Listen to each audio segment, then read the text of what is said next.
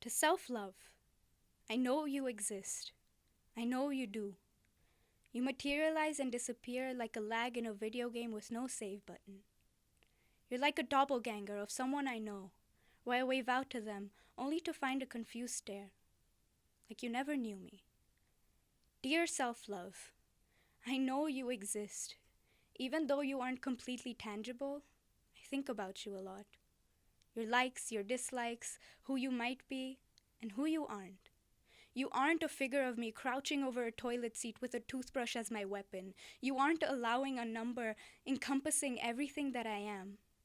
I know I wasn't meant to greet hospitals like a regular house guest.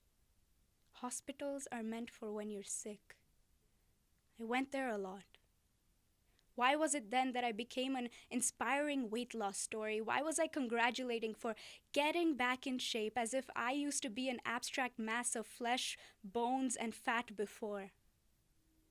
How come I was deemed a vigilante for my own body, assaulting the skylines of my arms and legs for the greater good, as if the greater good would make me feel alive, as if my beating heart doesn't do the same thing, as if my lungs aren't living proof of having inspired air? Fun fact, human lungs, when stretched out, are as big as a tennis court. So when the score was 40 love, I knew I was battling with you.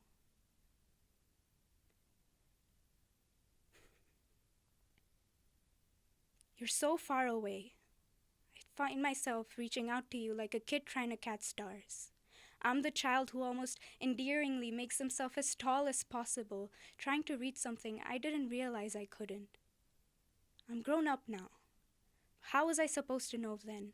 Young, naive, and full of false hope that even the smallest part of me is peppered and seasoned with stardust. When I survived on liquids for months at a time, how was I supposed to know that nothing is gonna wash away the toxins in my mind? When my friend buys boxes of whey protein for his own gains, how do I tell him about the strength of his contagious laugh? His superpower of lifting people's spirits is so powerful that he doesn't need to shy away from answering the question, do you even lift, brah?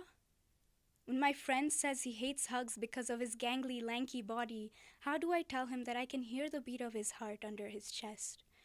When my friend gets mocked for being anorexic, how do I tell the bullies that fast metabolism is not a mental illness that eats away at you until you have nothing left? How do I tell them that the only reason my maths grades got better was because I engineered a calculator in my mind? How do I tell them that anorexia is having nightmares of never-ending lunch lines?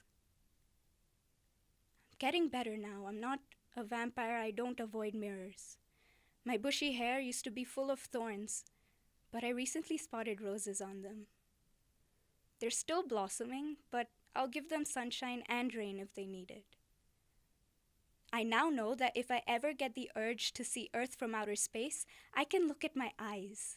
Big blue-green globes in their own right. I hold life in them. My thunder thighs have tiger stripes, and they keep my hands warm in cold nights. My tummy trail is a map for all my lovers to find their own Eden. My favorite jeans makes me feel like a pirate sometimes, sailing the high seas only to find the most bountiful booty in my reflection. Dear self-love, you come in waves. And sometimes you leave a devastation of a tsunami in my mind. Try my best to fill the cracks with cement, a face mask, a good book, and now chocolate as well. The cement sometimes doesn't dry the way I want it to. It involves ugly crying, picking myself apart, skipping dinner.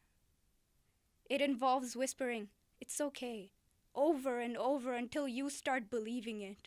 It involves recognizing the bad days but appreciating the good ones.